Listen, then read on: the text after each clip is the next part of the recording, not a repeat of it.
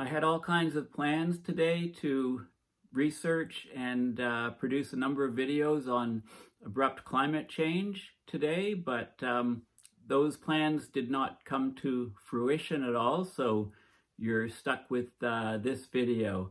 Of course, it's January 20th, and it feels like we've moved into a different world today. I'm talking about the inauguration of Joe Biden in the US, and the reason I haven't done climate videos today is because I've been glued to news reports and watching the speeches and just basking in the joy, I guess, that, this previous president who just lied and lied and lied constantly, and just he took a wrench to the country and to the planet, in fact. And it's like the end of an era. It's like a big weight has been lifted off the shoulders. I'm sure, anybody studying climate or concerned about, global issues is probably feeling much as I am. It's like a huge, it's almost like, the, when the people were going through the White House today for 5 hours before noon, cleaning it up and, fumigating, just sanitizing it. It felt to me seriously like it was like almost like an exorcism was taking place. There was a meme going around on Twitter, showing, an exorcism truck outside the White House. And, it's really how I've been feeling today. And of course, watching Biden, leave his car on the way to the White House and walking down the street with his family with all of the buildings in the background. I don't know about you, but I was on pins and needles, really, really hoping that, it would be an uneventful day in terms of, that there wouldn't be any problems or any hitches or anything worse, happening. With the previous administration, you never knew what craziness was going to occur. So I just want to reflect on some of Biden's policies today. I'm very hopeful with this administration, although I was very hopeful with Obama, but not a lot of things seem to get done, or what was done was unwound, by the administration following him. And also in Canada, I was very hopeful when Trudeau got in and when they declared a climate change emergency and so on. But there, when you're working in climate, there's disappointment after disappointment, always occurring. So, you can hope for the best, but expecting the worst, at least that doesn't leave you as disappointed as you might otherwise be. So let me talk about some of the things relating, some of the major things. Biden was going to sign 17 different policies, executive orders, etc., on things he was going to do. So I just want to talk about that briefly, because like I say, it's really like, a huge weight has been shifted off the shoulders of the world. I mean, we may have a better chance, or at least we have a chance to return to some sort of sanity, and use science-based policies, as opposed to just have, all of the nonsense that we've had to put up with for the last 4 years. So Biden is telling people to wear a mask for 100 days in his administration. He's actually mandated it in all federal buildings and also for interstate travel. And this is very important. You'll notice a huge difference today in all of the mask wearing and everything, as opposed to what was going on in the previous administration with the denial on the virus and how it was transmitted. I mean, it's an airborne transmitted virus. So as I've said many times, indoor air quality sufficient ventilation is key, and masks are vital for keeping the virus particles in the air to a minimum in spaces where where people are in public. So another key thing, on the virus front is that Biden is rejoining today the World Health Organization, which is very important, so that the world can actually learn off each other and practice best science-based policies to deal with the virus. Fauci is to speak to the World Health Organization, I believe, January 21st, tomorrow. So on the climate front, of course, Biden is rejoining the Paris Climate Accord, which he said he would do on day one.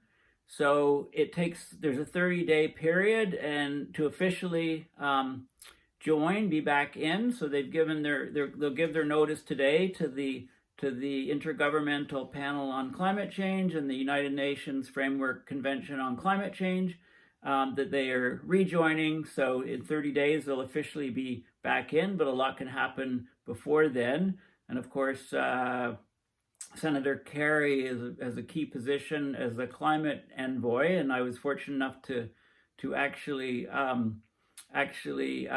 meet him in Paris, just very, very briefly, just say hi sort of thing. Of course, there were crowds of people wherever he went. Another thing that's important for climate is Biden is stopping the leases that were opened on the Arctic National Wildlife Refuge, the ANWR. So no more leases, and oil companies are figuring out that they haven't been interested in the leases because it's too problematic to develop in that region. Even though there's oil, the regulations, the threats of the risks of a spill, would bankrupt even the largest oil companies unless they were bailed out by the government. So they didn't take the leases. Most of the leases that were opened up that did go went to the government of Alaska. So it's highly problematic that those will be developed. Another thing on the climate front is, of course, the previous administration put freezes on emissions standards and mileage standards on cars, and those policies are being reviewed, and I'm sure they'll be strengthened as time goes on to get more and more fuel efficient cars in the fleets of all car manufacturers. I mean, we're heading rapidly to electric cars, of course. Tesla's making huge gains, and it's catch up for all of the other major car manufacturers. A very key thing that's vital for Canada, in my opinion, is Biden is revoking the permit for the Keystone XL pipeline. And when this was announced that he would be doing this on day one, a couple of days ago, the people like Jason Kenney, the Premier of Alberta, started yelling and screaming and crying and saying this is terrible for Canada, terrible for Alberta. And I was getting really sick of headlines in the Canadian newspapers saying Canadians are very upset and that the Keystone XL will be canceled, and Trudeau needs to do everything possible to change Biden's mind, and all of this, I call it crapola. I mean, Trudeau declared a climate emergency.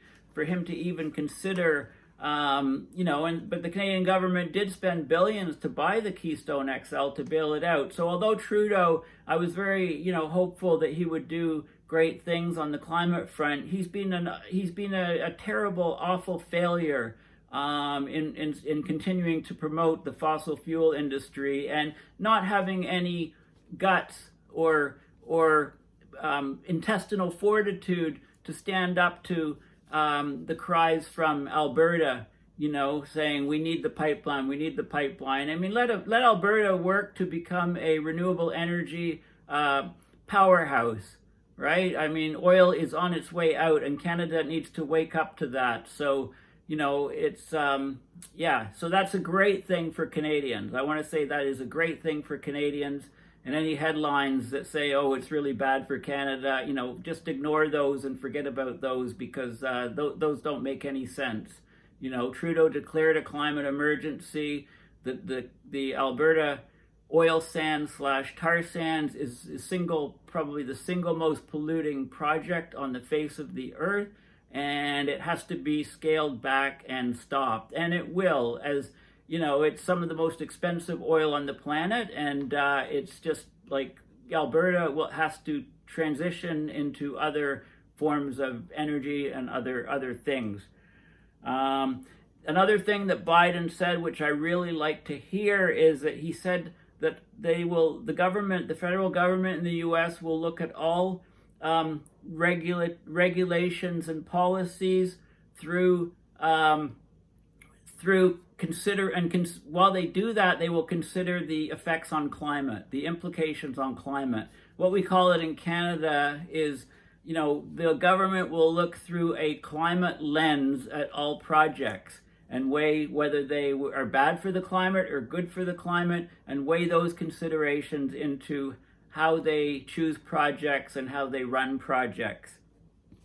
Some other things today is Biden is ending the ban on Muslim travelers. I mean, that was just a very, very racist policy, and that's a very good development socially. It's just a policy that doesn't make sense. Basically, also, Biden is ending the declared national emergency on the border. And when the previous government declared a national emergency on the border, it allowed them to redirect funds from the Department of Defense to go to building the border wall. So basically, construction is halting on the wall. And they'll look at the contracts and see what they can get out of and what they have to stay in, and but until they determine all of that, they'll halt the construction. Remember that it was very difficult for Biden and his teams to get information from the previous administration. It was held back, and so it's going to take a while to get information. They're working to preserve the DACA, which is basically deferred action for childhood arrivals, I believe. So it's when there's illegal immigrants, for example, who have kids. The kids are born in the U.S., right? You can't just so it has to do with that. I don't know all the details. I'm not an expert on that, but grounds is being made on that, and I think it's a good thing. Also, Biden is revoking the executive order on deportation to look at that. It looks like the U.S. government will hopefully be a more humane government, and not treat people like cattle, for example, which is what the previous administration did. Census for a country is always very important, so the accuracy of the U.S. Census, which was threatened by leaving certain people out of it, that should be corrected. And in terms of other humanitarian and decent things to do that Biden is signing on today is to halt evictions as we get into worse and worse conditions of the pandemic for now, and to halt student loan payments, or at least until September or something, and then reevaluate things. So lots of things in there, lots of stuff on climate. And, as a result, I mean, this has been, we have to take our wins in climate when we can. And I would say today has been a hugely significant day. And, like I said, I was on pins and needles, and, I haven't done any other work today, but just, absorb and bask in the ceremonies, and thank God that, they've been going on without a hitch thus far. Anyway, thank you for listening. Please check my website, paulbeckwith.net. Thank you.